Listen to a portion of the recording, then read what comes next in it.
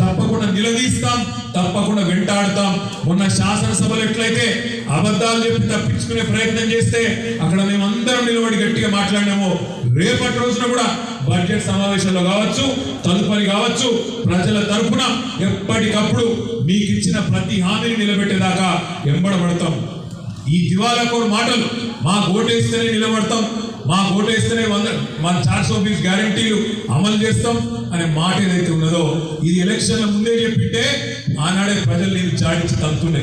ఇవాళ ఎన్ని మాయ మాటలు చెప్పినా, ఎన్ని దొంగ మాటలు చెప్పినా తప్పకుండా తెలంగాణ ప్రజలకు ఇప్పటికీ అర్థమైంది.